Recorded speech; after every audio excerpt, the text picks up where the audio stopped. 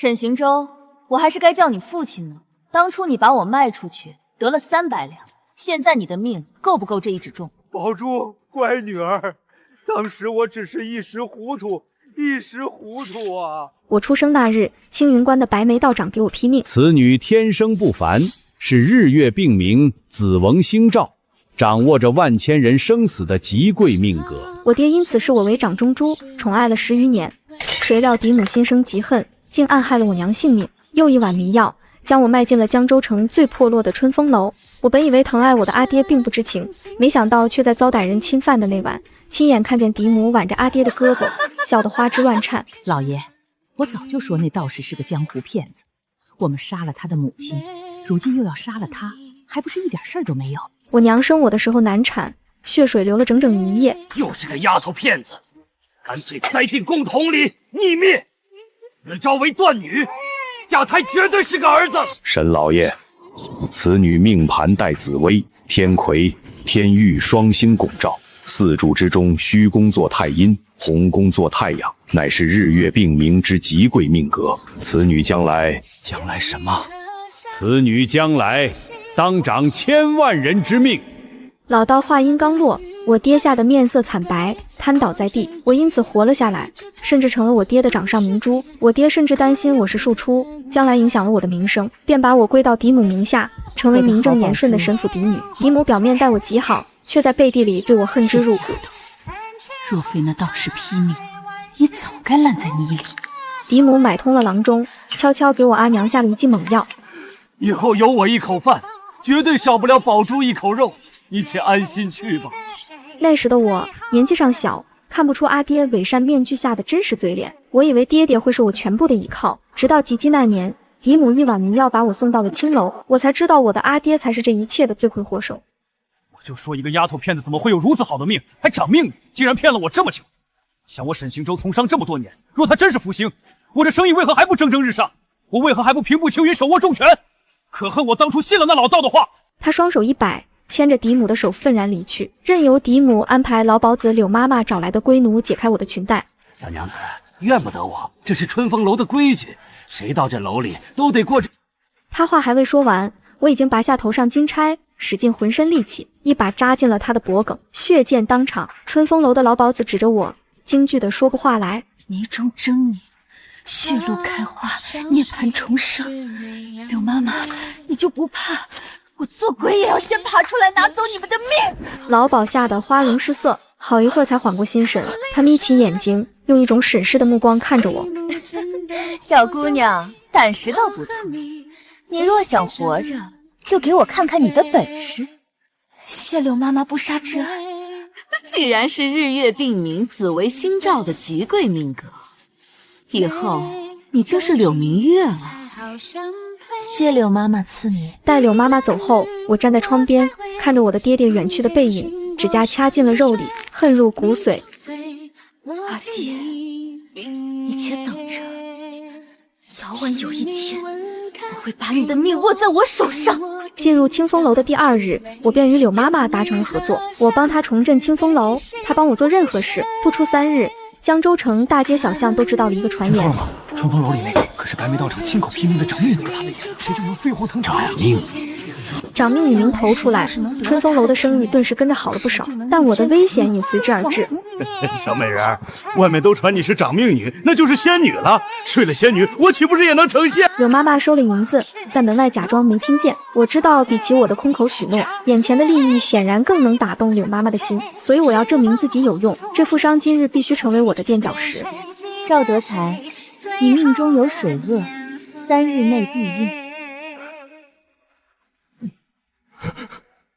你怎么知道我的名字？我趁机挣脱，端起桌上的茶盏，不紧不慢地吹了吹浮沫。我还知道你上月在运河上丢了3船丝绸，赔得差点当裤子。你若真有本事，就说说我什么灾。我说了，水厄。你明日要出城收账，必经清江浦。过了晌午，会有人邀你坐船游湖。你若上了那条船，有去无回。赵德才脸色大变，他明日确实要去清江浦，这是连他身边小厮都不知道的事。你莫要危言耸听。信不信由你。我长命女只渡有缘之人，你不信便是无缘，请回吧。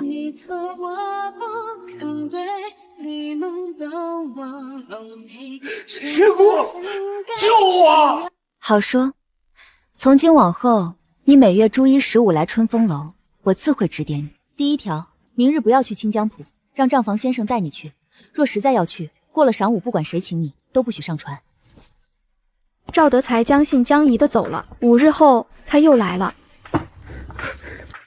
仙姑，你真神了！我没去清江浦，可我让账房老李去了。上船不到1炷香，船就漏了。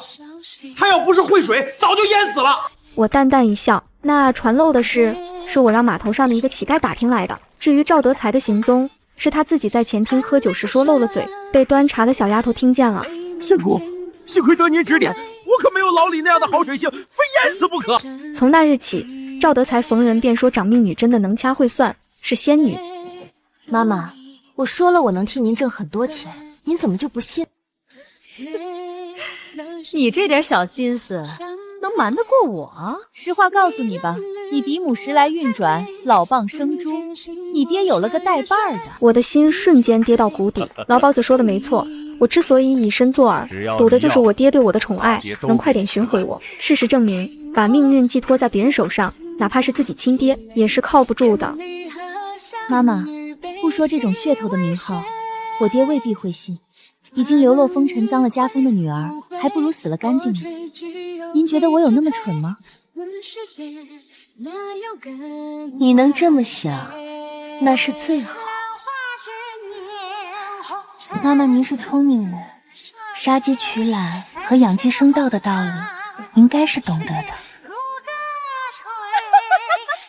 呦，明月，我的乖女儿，以后妈妈都听你的。我替她挣了银子，又里子面子都给了，她自然是顺梯子就下。既然有人信长命女的传言，那我自然要乘这股东风，好好造势。从此以后，我的命只有我自己能长。陆陆续续有客人来找我批命，但我不是所有人都会算。算命不看金，只渡有缘人。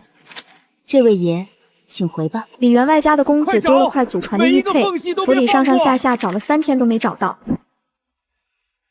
李公子回府之后，去书房打开第3个抽屉。第2日，他便派人送了100两银子的谢礼来。其实我不需要掐，因为李公子的贴身小厮前1日在春风楼喝醉酒时说漏了嘴，说他把公子的玉佩藏在了书房第3个抽屉里，想吓唬吓唬公子，等公子着急了再拿出来邀功。这就是有缘之人。消息传开，人们都说春风楼的长命女有神通，能知过去未来。不过3、2年，春风楼的长命女明月姑娘能掐会算的消息已经传遍了整个江州城。大人所求之事，非天命不语，而是人心不整。来找我的人也从贩夫走卒变成了富商巨贾，甚至开始有地方官员，他们带着各种各样的问题，问生意的，问官运的，问姻缘的，问生死的。明月呀，你真是妈妈的亲闺女，沈家不要你，是他们没长眼。来找我算命的人要喝茶，要吃点心，要听曲儿，要叫姑娘陪着。柳妈妈从每一个客人身上都能赚到钱，她再也不提让我接客的事了，因为在她眼里，我比任何一个头牌姑娘都值钱。但我心里清楚，这只是暂时的。他们拜的是长命的神，柳妈妈护的是挣钱的鬼。只要有这些银子在，你就是我的亲祖宗。我妈妈是个生意人，她对我好，是因为我能帮她赚钱。一旦有1日我出了差错，赚不到钱了，她翻脸比翻书还快。我需要更大的筹码。世间万事皆有定数，而定数藏于每一条流言，每一本账册。我不再是算命的仙姑，我是这江南风云的执旗人，要把能掐会算这件事做到极致。不能靠碰运气，也不能继续靠偷听消息。我要建立一个真正覆盖整个江南的信息网。姐姐们每日陪客人们聊天，知道的有趣事儿多，这些趣事在我这儿值真金白银。以后这楼里的酒话，便是咱们姐妹的活路。反正闲着也是闲着，有耳朵就会听，有嘴巴就会说，有银子挣，谁会嫌钱多呢？有了第1个，便有第2个。很快，不只是春风楼，别的青楼里的姐妹也都拿故事来我这里换银子了。长命女昨日算了一卦，说今年是大寒，冬日特别冷，那棉花的价格怕是要涨疯了呢。买！把江州城所有的棉花都给我吃进去！话一传开，江州的棉花商便开始大量囤货。他们本就是嗅着铜臭味活的人，最怕别人抢了先机。又涨了！又涨了！这哪里是棉花，这是金子啊！不出3日，江州各大棉行的棉花被抢购一空，连乡下散户手里的存货都被收了个干净，棉价当真涨了。长命女算得真准，她连老天爷的心思都能看烦啊！日后有什么拿不着准的事儿，只管去。他那些曾经不屑一顾的人提起长命女3个字时，满脸敬畏，心中平静如水。如今，长命女已不只是江州城的一个传说。我知道，我复仇的时候到了。阿爹，这场命局你玩不起了。我爹自从有了儿子，一半时间倒留在家里陪他的宝贝疙瘩。阿爹，你的金山银山早就在你怀里的宝贝疙瘩哭闹时，被这满城的温柔乡吃干净了。我那位嫡母林氏还坐在沈府的正院里，以为自己的儿子将来能继承万贯家财，他不知道那些钱财早就不是他的了。我让赵德才出面，以江南商会的名义断了沈家绸缎庄的上游供货，又让以翠楼里的头牌墨兰在梁行掌柜耳朵边吹风。明月姑娘亲口算的，今年粮价要翻3番，您若不趁现在吃进沈家的底层，这泼天富贵可就归了别人了。至于沈家茶庄，自然也是如法炮制。一时间，我爹慌了。沈家的根基不能倒。银子呢？沈家的银子呢？不可能，不可能一夜之间全没了。他拉下面子到处去求人，可墙倒众人推。当年你绸缎庄亏空，是我拉了你一把呀！沈行舟，你也有今天。这江州的棺材饭，你吃得太久了。偏偏这时候，他那个宝贝儿子又染上肺痨病。我爹走投无路，终于拉下脸来，托人找到了春风楼。我让人把他请进来。宝珠，你救救沈家，救救你弟弟吧！爹可只有这么一个宝贝儿子，是我们沈家的根啊！爹，当年的事情，你还真以为我不知情吗？全是那个毒妇，是林氏，是他记恨你娘，是他买通郎中。宝珠，你是被他蒙蔽了。宝珠，我知道你怪阿爹，是阿爹千不该万不该轻信了你的恶毒嫡母啊！我要知道当年是他害了你娘亲，又来害你，我定要休了他这个毒妇。我倒要看看，爹爹你还要装多久？那个白眉道长说你是什么长命女，若是真的能长命，又岂会被卖进青楼？宝珠啊，你是女子，自该为你弟弟考虑。若还摊上个青楼出身的姐姐，她一辈子就永无出头之日了。爹，让我救你也容易，但林氏当日害我娘惨死，又将我卖进青楼，你得还我个公道。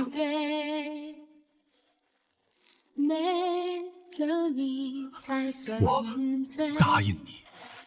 我以为他会修书一封，将林氏赶出沈家，流落街头。可我忘了我爹爱面子。3日后，他又来了春风楼。宝珠，爹你出了这口气，杖杀了他，我还将你娘扶正，允他的牌位供奉在沈氏祠。可笑，死都死了，这些又有何用？人要在活着的时候，拿到手的一切才是有用的。我盯着他看了很久，这个人当年得知我身陷青楼，一声不吭。我当然知道他为什么杖杀林氏，与其休掉他，让他出门给他丢人现眼，远不如杀了他干净，又可以讨好我。他丝毫没想过，这是他相伴多年的妻子，是他儿子的母亲。爹，您可真行。宝珠，我都听你的了。宝珠，我都听你的了。你先回去，等我消息。他一走，我就一纸状子将他告到了江州知府。本朝律例，杀正妻者与杀人罪同处。红袖问我，明月，他是你亲爹，你难道真的能够忍心吗？这样畜生不如的人，也配做我爹？天下女子若是有了这样的爹，这样的夫君，无一不是不幸。可是自古以来，乾坤，乾在上，坤在下，如何扭转乾坤？我陷入迷茫，但给我思考的时间不会太久。长命女的名声越来越大，来找我的人也越来越多了。既然乾坤难转，那便由我来做这转动乾坤的人。那日晚间，一个衣着普通、面容俊秀的年轻男子来了春风楼。我打眼一瞧，男子虽只着一身普通青布长衫，连腰间都仅挂着一枚橙色普通的玉佩，但周身散发出来的气场以及刻意收敛过的眼神，绝对只属于养尊处优的上位者。闻名江州城的长命女，竟只是个小丫头。我起身恭恭敬敬地朝他行了个大礼，声音柔媚：贵客请随我来。先生所求所问不在江湖，而在朝堂，自然要找清静地。有意思，你知道我所求为何？我将他请到专门的隔间，确保任何人都听不到我们所说的话后，给他送了一杯茶。他伸出手接过时，不经意间露出礼仪的如意祥云龙纹。他端坐在椅上，拨动茶盖，动作金贵而自持。当朝皇帝有4个皇子，大皇子早夭，2皇子平庸，3皇子精明，4皇子低调。朝中传言，皇帝最中意的是3皇子赵齐，但4皇子赵己的母妃龙贵妃却最得陛下圣宠。此人是赵齐或赵己，我决定主动出击。殿下所求，不用开口，奴自能在您身上看得到答案。他拨弄着茶盖的手一顿，声音不怒自威：你认得我，那便说来听听。自然认得，毕竟身带天命之人，普天下只有一位。你可知自己在说什么？回殿下，殿下不曾问过奴问题，奴也不曾说过什么答案。今日接待的公子，只不过是在奴这儿喝了一盏茶罢。他周身的气势敛去，竟然笑了。小丫头，厉害啊！他站起身来，靠近，一副美人面，还有一副七窍丽线。我微微低头，避开了他的手，似是羞涩，又似是谦卑。他笑了笑，喝下茶盏。门口的随从进来，往我桌上搁了2个金元宝，一行人径自走了。我长舒一口气，手心里已是冷汗涔涔。今日但凡他先开口，不管我如何作答，都很可能会莫名死于非命。毕竟他既然寻来，自然是为了图大事，既然图大事，自然不可以将之事之于人。只要他先提了问题，听到了那个问题的我，自然不能再活在这个世上，而我给了他一个确确定定符合他期待又能安他心的答案，这就够了。剩下的多说一句都是错。很快我便知道了他是4皇子赵己，原因无他，因为3皇子也同样慕名而来。听闻江州长命女能断生死，定乾坤，本公子今日不请自来，还请姑娘不恋辞交。殿下，您是天命所归。同样的问题自然该有同样的答案。有人可能会问，你对每个皇子都这么说，不怕穿帮吗？当然不怕。难道皇子们还会聚在一起对答案？他们只会觉得我算得真准。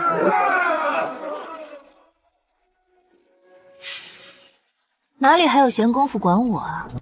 一旦他们登基，到那时他们只会觉得我算得真准。至于落败的那个，放心，他自身难保，哪里还有闲工夫管我啊？可我没想到，赵齐登基后竟出乎意料，不但没有清算政敌赵己，反而大肆封赏。赵姬再次出现在春风楼的时候，脑子里都不停盘算着我手还有什么牌，还有什么可利用的，还不待我行完礼，他身后的随从一步上前，冰凉的剑刃已经贴上了我的脖颈。赵己坐在对面，如上次那般慢条斯理地吹着茶盏，剑刃上薄薄的凉意像一条蛇贴着肌肤。大堂里姑娘们的弹唱和客人的欢声笑语隔着门板传进来，我深吸一口气。殿下，您不想知道您输在哪儿吗？我轻轻往那柄剑上面靠了靠，剑刃很快在我白皙柔嫩的脖颈上留下一道血痕，那血痕衬得白得更白，红得更红。我眼里柔媚如丝，带着万千的惆怅。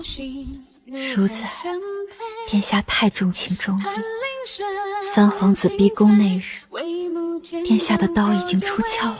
这件事我并不知道，我只是在赌的是任何一个落败的皇子都一定有过一个本来可以赢的时刻。3皇子逼宫，您完全可以将计就计，反杀了他，可您没有，因为您知道，一旦动了兵，京城就是一片血海，百姓何辜，朝臣何辜？那些跟着3皇子逼宫的人，他们也有父母妻儿。隔间里安静的能听见灯花爆开的声音。赵几没有说话，我赌对了。殿下这样的人才是真正的天命之人，奴并没有算错。您本应在那个位置上。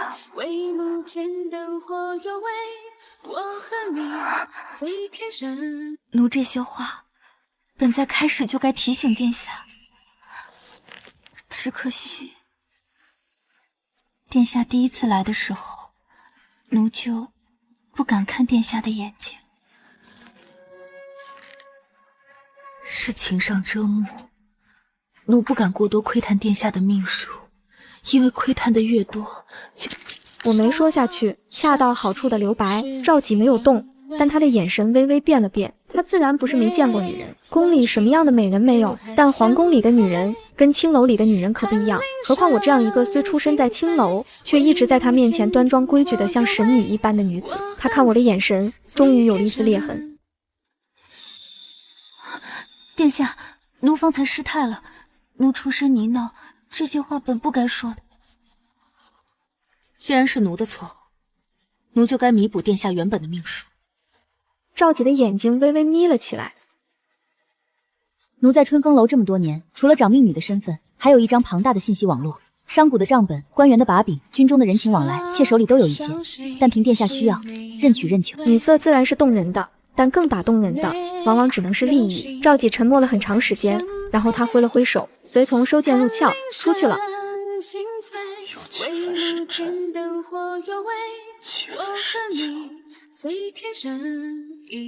我迎上他的目光，没有躲闪，踮起脚尖吻了上去。赵齐的皇位坐得并不稳，他登基的时候手里只有金银3万人，而赵几手里有西北军的暗线，有龙贵妃母家的根基。他为什么不杀赵几？不是不想，是杀不了。杀了西北军力反，西北军一反，边境的匈奴趁虚而入，江山就是别人的了，他赌不起，所以他采用怀柔政策，将赵几封在京城，名义上是亲王，实际上是在眼皮子底下看着。这便是我们的机会。我先从一个最小的人物着手。赵齐身边有个很信任的人，是从小伺候他的一个叫赵冕的老太监，对他忠心耿耿。但赵冕有个毛病，贪。我让赵几给他送钱送礼，拜托他多转还，求皇帝留他一条性命。皇帝本来就没想杀他，赵冕很自然乐地做这个顺水人情，收了礼。但此事我肯定要让他传到赵齐耳里，一旦皇帝知道，性质就不一样了。朕的人竟也被他收买了，这天下到底还有谁是真的？自古帝王最是多疑，加之赵冕被人举报贪污，数额之庞大，超出想象。赵冕被贬去退守皇陵，赵齐失去了最信任的人，开始怀疑身边所有人，一时间朝堂上人心惶惶。赵冕跟了朕30年都能反，你们谁又是干净的？谁又在背后看着朕的位子？赵几趁虚而入，毕竟朝中70%以上官员的把柄和阴私，我都或多或少有一些。不过是短短1年半时间，形势已然颠倒。但不所意料，赵几不想动手了。他这个人骨子里就是优柔寡断，又极爱虚名。上次错失良机让赵齐得了先机，也是如此。这次已经是实质上的摄政王，更不想背上谋逆的骂名。但我不能再等了，再等下去，等赵齐反应过来，第一个死的就是我。所以我替赵几做了决定，伪造了一份皇帝要杀他的密诏。殿下觉得换作是殿下坐在那个位置上，会留着您这样的人吗？3日后，赵齐如我所愿病逝了，新帝登基，问我想要什么封赏。臣妾别无所求，唯求陛下一张托疾文书，还臣妾自由之身，从此江湖路远，不再入这红墙一步。赵几这个人比赵齐更多疑，如果我说我要进宫，他反而不乐意；但我只要脱籍，他反而怀疑我在盘算什么，不得不留下我了。宫里的日子其实跟春风楼差不多。赵几的后宫没有皇后，位分最高的丽贵妃统摄6宫。开始我吃吃喝喝，什么都不管，后宫女子争宠，我还给他们出招。和女人打交道多年，比起赵几，我更懂他们的软肋是什么。我出身低，赵几给我的位分又不高，对他们更没有什么威胁。朝堂事多，赵几的女人们在后宫争宠不断，她每日天不亮就要起来上朝，批不完的奏折，见不完的大臣，处理不完的烂事，身子很快就一天天差下去，总是觉得疲累。我送药膳给她吃的时候，她便有些怀念从前了。明月，以前凡事有你替我出谋划策，朕省心不少。还是你在身边，朕这心里才踏实。我在一旁给他整理玉批折子，恭顺地答道：“如今陛下贵为天子，臣妾虽有些微末异能，但到底是肉体凡胎，又是女子，自然不便为陛下分忧了。”他揉着头，随手撩开一本折子，就这些明州每日下雨的情形也要上一遍折子，这些当官的真是吃饱了撑的。朕素日里对他们还是太仁慈了。他按着我坐下来，朕素来知道你是有些本事在身上的，不如这样，这些无关痛痒的小事，你帮朕分担一些。他话说完，已经在一旁打起了瞌睡。不怪他，青楼里烟扎的手段多了去了。我不过是在他素日的药膳和茶汤里，我身上的香囊里加了极其微末的那么一点点别的东西，不至于中毒。太医便也查不出来，但足以使他倍感疲乏。开始他只让我帮他看一些鸡毛蒜皮的小事，哪个宫里年久失修，该拨多少银子整修一下；哪个官员告老还乡，该给多少赏赐。南边风调雨顺，有人来问安，送了点果子给皇帝吃，也要上个折子。北边匈奴扰民，被戍边大将镇压下去了，也要上折子来表功。我做的小心谨慎，还每多问他，他越烦心的时候，我问的越多。陛下，此事关乎……朕让你处理，就是不想再为这种小事劳心，事事都要问朕的意见，那朕还要你做事？我惶惶告罪，从此更加小心谨慎行事。陛下恕罪，臣妾惶恐，臣妾只是怕处理不好，坏了陛下的大事。往后，臣妾定当更加小心，万死不辞。中宫之位空悬，原本位分最高的丽贵妃有望登顶，如今我因为要为赵几批阅奏折，与她相处愈多，丽贵妃不高兴了。陛下，后宫不得干政，何况一青楼女子乎？沈贵人不过是在我劳累时帮我带笔，批下朕的口谕罢了。丽贵妃被发险足，长跪不起。陛下，忠言逆耳，您莫不是忘了昔年武后专政也是这么一步步蚕食的？赵几被他一言惊醒了，我知道我的危机又来了。我伏地顿首，武后有武家，臣妾有什么？臣妾只有陛下。贵妃与其担心臣妾，不如担心自己背后的士族。几句话一说，形势逆转，毕竟事实摆在眼前，我的一切都是赵几给的，没了他就没有我。整个后宫人人想害他，我都不可能害他，毕竟我一无外戚可依仗，二无朝臣愿意和我交好，我一个出身青楼的微末女子，唯一可依仗的就是皇帝对我的那么一点点故旧之情罢了。我怎么可能害他呢？比起我来，他更该忌惮的出身于勋贵世家的贵妃才是。龙颜大怒，丽贵妃很快失宠，背后的母家又送了新人进宫。他们不知道，并不是贵妃惹了皇帝，是因为贵妃的话让生性多疑的赵几忌惮起了外戚势大。哪个世家大族还没有点见不到人的行径？朝堂已稳，国库犹空，囤积居奇的老氏族手里的利益丝毫不想放手，早就令赵几不满了。不过是树大根深，暂时不想动他们罢了。可拿区区一个女子来杀鸡儆猴，她是做得到的。昔日鲜花着锦的玉翠宫，如今已是同冷宫。看到我来看她，她冷着眼笑了。沈贵人何必猫哭耗子？本宫有此境地，全都拜你所赐。不，你有此日，都是你自己愚昧眼盲。她气得猛地瞪大了眼。第一个背弃你的是你的枕边人，他明明是忌惮外戚势大，不敢拿你背后的母家开刀，却敢拿你来立威，以警示他们。第二个背弃你的是你的母家，一旦你不得用，他们很快将你弃若敝脚，送了新人进宫。你舍弃自身保全的幼妹，如今在哪里呢？她就在宫门外，穿着您当年穿过的嫁衣。丽贵妃的脸差得白了，她不会想不到，整个王家最出色的就是他们姐俩。她突然笑了起来，笑声凄惨瘆人，渐渐地笑出了眼泪。我蹲下身子替她擦干。女子在这世道本就命苦，被父兄、族老乃至夫君当作虔诚的献祭品，一旦无用，又立时被他们舍弃。可他们却不晓得找他们的仇人去复仇，偏偏要为难自己的同类。贵妃娘娘，您说我说的对吗？我不用等她的答案。长夜漫漫，她有的是时间想清楚自己的命运，到底是任他人践踏，还是该掌握在自己手中。后宫不宁，前朝大臣们也翻出我的商贾出身，拿来做文章。可不仅没令赵几对我厌弃，知道我是被嫡母所害迈入青楼时，他反而对我多了几分垂怜。年少时落入烟花地，却还能凭智慧守住清白身，爱妃真是不容易。那帮老学究背后的烟渣是不少，却百般挑剔朕的家事。他一时激愤，给我封了妃，我自然感激涕零，更加费心为他做事。官员任免，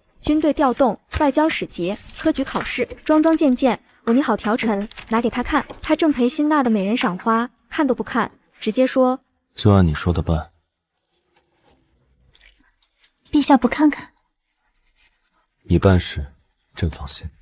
那美人正是昔日贵妃娘娘的幼妹，她看我一眼，又往皇帝手上递了一盏酒。陛下，反正朝事由沈妃娘娘代劳，您再陪臣妾多饮几杯。那酒里的东西自然是与我曾经下的一脉相承。他的理解让他明白，在这宫里，男人是天，可天也是会塌的。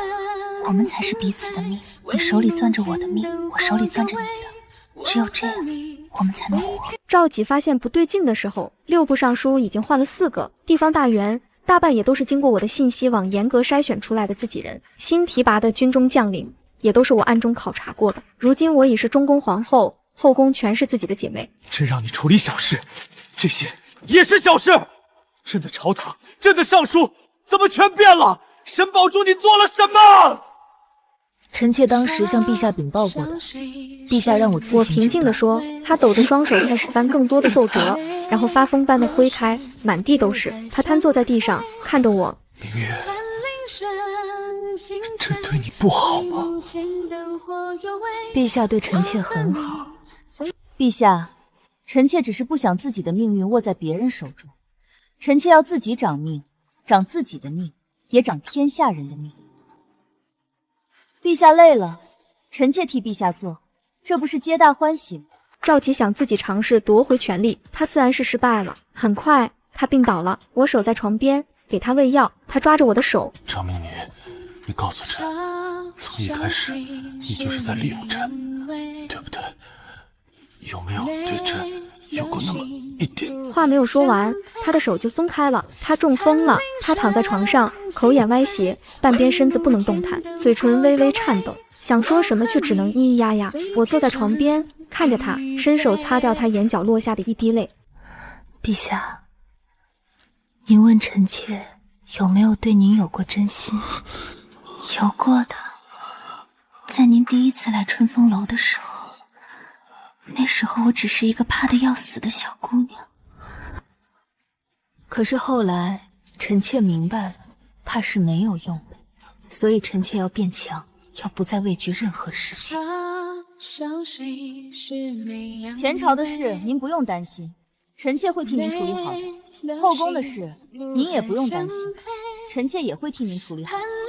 我朝着他扶了扶身，然后转身离去。店门大开，夜风灌入，卷起我的衣袍，猎猎作响。我迈步走入夜色，沈家的生意到底是盘活了。一半的掌柜是春风楼出去的姑娘，红袖管茶庄。她被卖进春风楼之前，家乡最生产的就是茶，从小耳濡目染，手拿把掐，青罗管绸缎铺。她手巧，会绣花，会配色，进货的眼光比谁都准。她挑的布料总是卖得最好。墨兰管粮行，她心细，会算账，从未出过差错。每个季度汇报的总管名叫王丽月，她曾经被称为丽贵妃，位居高位，替皇帝打理整个后宫。如今只为自己挣的每一分钱与大伙分利，剩下的都落入自己腰包。她已过了花嫁之年，不打算再嫁任何男子，因为靠自己掌控自己的命运，比把命运交给男人要爽得多。曾经他们被男人踩在脚下，如今他们只想为自己而活。把这些信息传给我的是王美人，丽月的妹妹新月。我问她愿不愿意出宫的时候，她抬起头。皇后姐姐，让我跟在你身边做点事吧，我也想成为自己的掌命女。越来越多的女子从青楼里出来，她们都听说了春风楼收留苦命人，会给他们一条活路，会教他们读书识字。当然春风楼现在不叫春风楼，叫春风学堂。我安排人教他们读书识字，不读千字文，也不读百家姓，是能读账本，能写契约，能算清楚自己挣了多少钱的那种读法。我教他们怎么收集信息，怎么分析信息，怎么用信息换取价值。从春风学堂出去的学生能写会算，曾经他们被男人踩在脚下，如今他们只想为自己而活。他们每一个人都不需要靠男人活着。我告诉他们，这才是掌命女真正的本事，不是通灵，不是算命，是知道的比别人多，想的比别人远。命只有掌握在自己手里，才是最牢靠的。我今年35岁，是大圣国受万民敬仰的女帝。白眉道长圆寂前，我去青云关送了他最后一程。他看到我，浑浊的眼珠子忽然有了光。你来了。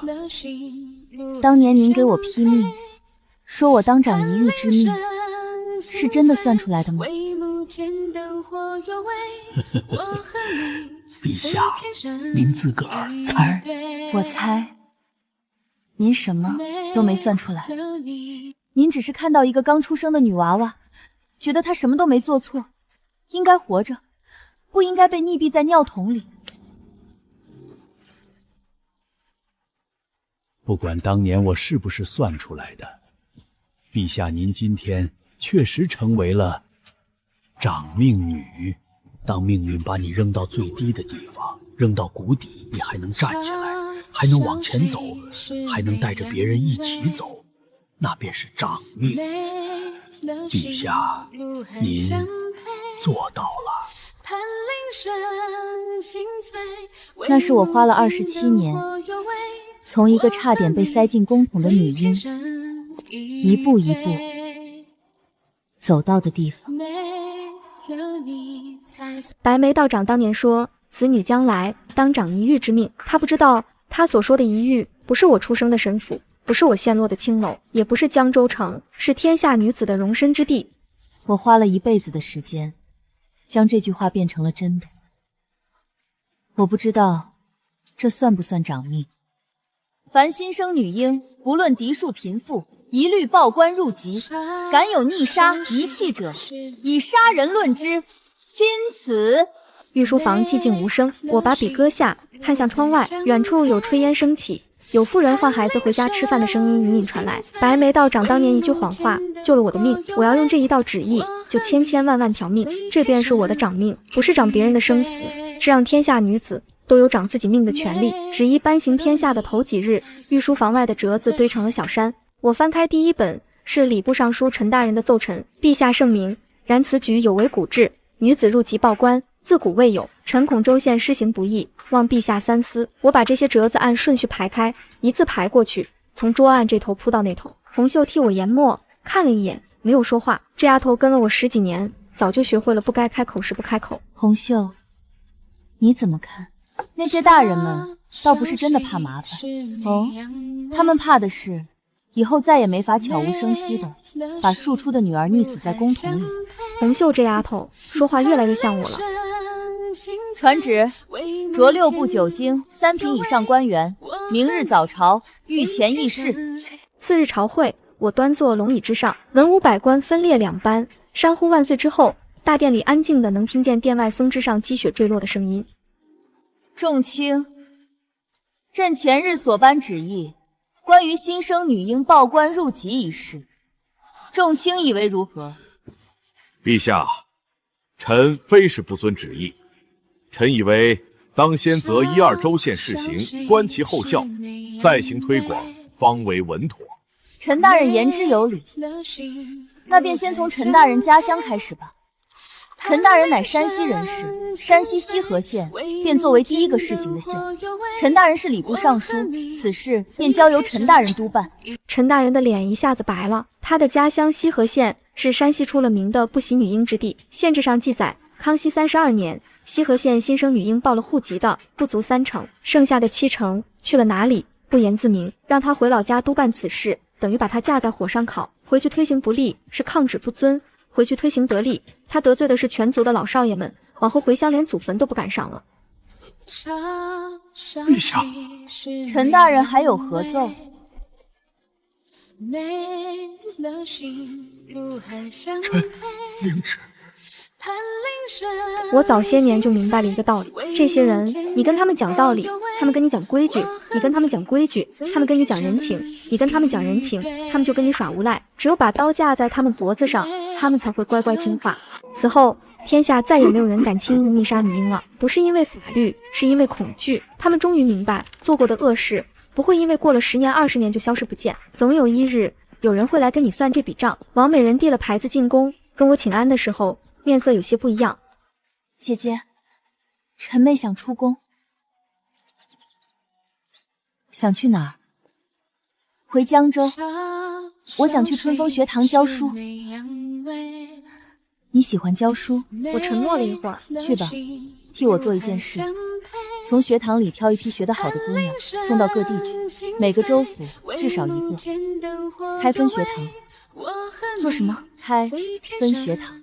半年后，全国23州，每一州都开了一间春风学堂的分校，各地负责的先生都是从江州总学堂出去的姑娘，他们中有被家里卖掉换粮食的，有被抢入青楼的，有为奴为婢被打骂长大的。如今他们站在讲台上教别的姑娘读书识字，有人给朝廷上折子，说这些女子抛头露面，败坏风俗。我把折子留中不发，让人去查了上折子的官员家里有几房妻妾，几个女儿识不识字，妾室的出身是什么。查回来的结果很有意思，那位弹劾女子抛头露面的御史家里养了12房妾室，其中7房是从青楼赎出来的，他倒是没让他们抛头露面，只让他们在院子里伺候他一个人。我把这份材料让人抄了10份，分发给御前几位重臣传阅，从此再也没有人提这件事了。又过了3年，春风学堂的毕业生已经遍布各行各业。有人问我，陛下，您做了这么多，到底图什么？我想了想，图什么呢？我图的是有朝一日，